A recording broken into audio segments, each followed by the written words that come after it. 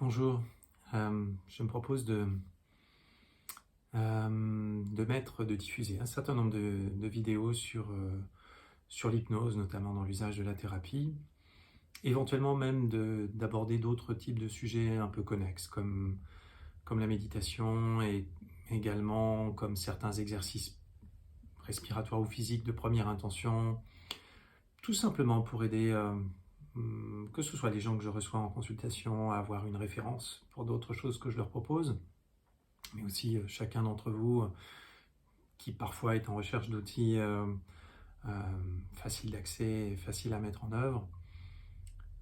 Je vais commencer sur cette vidéo par me présenter tout simplement dans mon parcours, dans la manière dont j'en suis arrivé là très brièvement. Le but du jeu n'est pas de raconter ma vie ou mon histoire, mais simplement pour que vous sachiez un petit peu sur quel type de base je m'appuie pour vous proposer un certain nombre d'outils et de choses.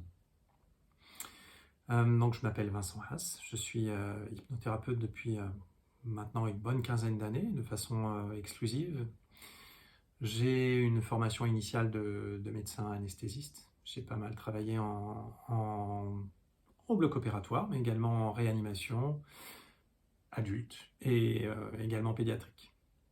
Je me suis intéressé à l'hypnose assez tôt puisque dès mon internat, j'ai croisé tout simplement des praticiens, des gens qui faisaient de l'hypnose dans ma discipline, donc des anesthésistes. Il se trouve qu'en France, beaucoup d'anesthésistes se sont intéressés au sujet, peut-être plus que de psychiatres. Malheureusement, voilà, mais c'est comme ça. En tout cas, c'est vraiment une particularité française, puisque dans d'autres cultures, c'est plutôt dans le domaine de la psychologie et de la psychiatrie que l'hypnose s'est développée, en tout cas sur le côté scientifique officiel. Je me suis intéressé donc à l'hypnose et j'ai commencé à me former dès mon internat, dès ma spécialisation. J'ai eu l'occasion de mettre en pratique un certain nombre d'outils, beaucoup centrés autour de l'abord de la douleur. C'est quelque chose de plus développé que la plupart des gens l'imaginent dans les soins conventionnels, même si c'est souvent un complément assez secondaire, ça reste quelque chose qui est tout à fait accepté, intégré, en tout cas ça l'était quand j'étais encore à l'hôpital, puisque ça fait maintenant une bonne quinzaine d'années que je n'ai plus vraiment de connexion avec le monde hospitalier. L'idée étant pour moi d'investir une pratique privée, tout simplement pour avoir une pratique libre et pouvoir investir cette activité à temps plein. Il se trouve que mon activité, avant même d'investir ma pratique libérale, c'est très orienté sur le côté psychologique, c'est-à-dire le traitement de troubles émotionnels ou de maladies psychosomatiques et des choses apparentées à cela. Les formations et les centres d'intérêt que j'ai suivis par ailleurs, que ça concerne la psyché, que ça concerne notre état d'esprit, se sont beaucoup orientés sur des écoles plutôt modernes de psychothérapie. J'ai également un parcours personnel centré sur la pratique de la méditation depuis longtemps maintenant, intensive depuis de nombreuses années.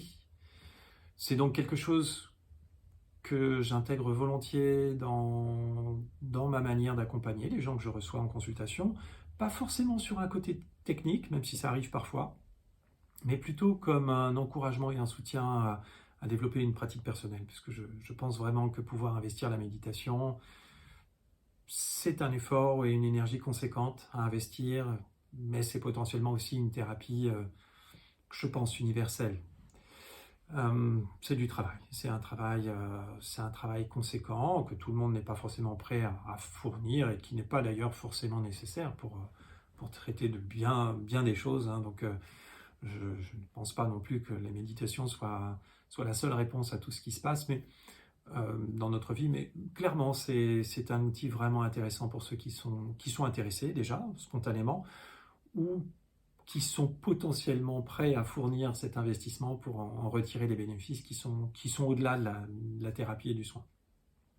Donc peut-être que je serai amené à parler dans les vidéos suivantes de certaines choses qui concernent la méditation.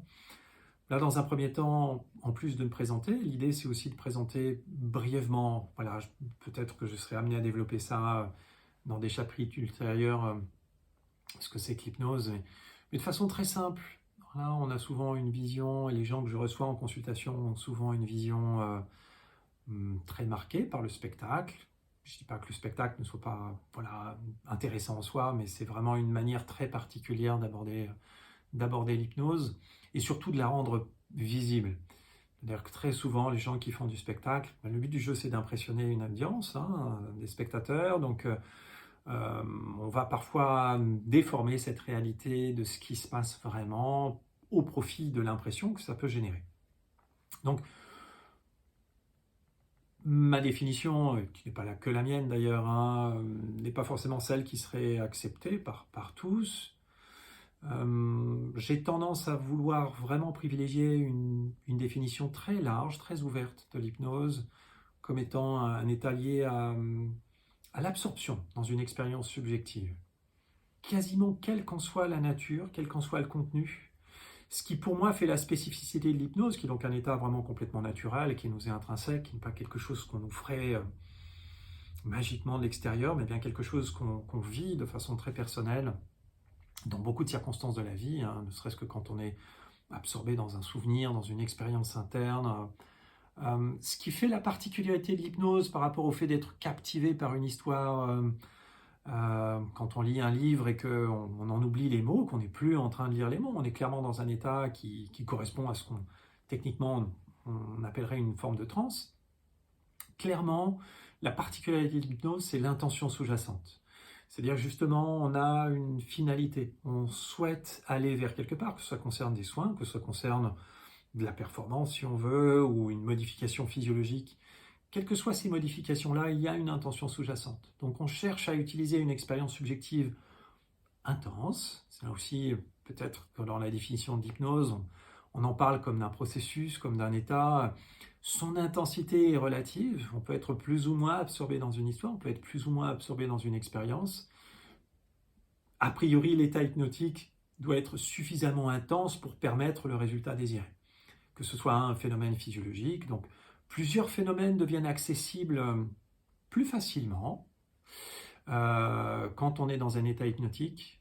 Je dis bien plus facilement parce qu'ils sont souvent accessibles d'emblée, même si le simple fait d'accéder à certains phénomènes hypnotiques comme une analgésie, une anesthésie, des automatismes moteurs, génèrent ou sont liés quand même à une préexistence d'un phénomène qu'on pourrait apparenter à un état hypnotique, qui finalement est peut-être latent un peu tout le temps, j'ai envie de dire surtout dans notre culture où on est sans arrêt happé, absorbé par des expériences diverses et variées, que ce soit sur nos téléphones, peut-être comme vous, là, à cet instant, et où on est prêt à oublier beaucoup de choses qui se passent autour, ou que ce soit même dans d'autres circonstances où on va être sollicité, que ce soit par une expérience sensorielle comme une musique, des sons ou d'autres choses. Voilà, pour moi, ce qui définit l'hypnose. Donc, on voit bien qu'a priori, notre libre arbitre, notre présence ne sont pas quantitativement diminués par l'expérience hypnotique, ils en sont juste modifiés par leur objet. Donc, il s'agit bien d'un état modifié de conscience, pas d'un état d'inconscience, même si justement l'objectif est la plupart du temps d'accéder à nos automatismes, à des phénomènes inconscients. On reviendra peut-être un peu plus tard sur cette notion d'inconscient, sur la notion de modèle, de la psyché, de comment ça marche. Voilà, peut-être que j'aborderai ces sujets-là, qui sont peut-être plus intéressants pour les gens qui font de l'hypnothérapie. A priori, dans un premier temps, ce que je vais vous proposer comme sujet intéressera plutôt des utilisateurs, des gens qui soit veulent consulter, voir quelqu'un, envisager d'utiliser l'hypnose pour eux-mêmes. Voilà, c'est peut-être en première intention à ces personnes-là que je m'adresse. Voilà, je vous remercie m'avoir suivi jusque-là. J'espère que j'ai répondu à vos éventuelles interrogations sur l'hypnose. J'ai passé beaucoup de temps à me présenter. Et il y a bien plus de questions évidemment qu'on peut aborder concernant l'hypnose. Ça me paraît intéressant d'aborder le sujet hypnose parce qu'il est utile de savoir pour en faire bon usage. Puisqu'à partir du moment où on a compris que c'était une expérience qu'on fabrique en nous-mêmes, donc on est toujours en train de faire de l'auto-hypnose, même quand on est guidé et accompagné par une autre personne, tout d'un coup, on devient libre de l'aménager, cette expérience, pour en faire bon usage, même si vous êtes guidé par un enregistrement. Ce qui compte, c'est ce que vous investissez comme expérience. C'est d'ailleurs pour ça que vous ferez toujours des expériences qui sont différentes. On ne cherche pas à reproduire quelque chose à l'identique. Mais aussi, quand on travaille avec une autre personne, si la personne qui nous accompagne nous propose quelque chose qui ne convient pas, ou qui ne correspond pas, il n'y a pas de problème, on en fait autre chose. Donc, ça donne aussi beaucoup d'aisance et de liberté sur la manière d'aborder une expérience d'hypnose accompagnée, comme que ce soit à distance, ou que ce soit sous forme d'un enregistrement, ou sous forme d'un support à distance, ou que ce soit éventuellement en tête-à-tête avec une personne avec qui, voilà, que vous ne connaissez pas forcément, et c'est normal. On, on découvre une personne quand on la rencontre pour la première fois. Faire ce genre d'expérience n'est pas forcément évident, surtout si on ne l'a jamais fait avant. Donc si vous êtes déjà préparé à cette idée-là, et que ça peut vous aider à vous mettre à l'aise, voilà, je pense que ça vous aidera à encore mieux bénéficier de ce que vous ferez.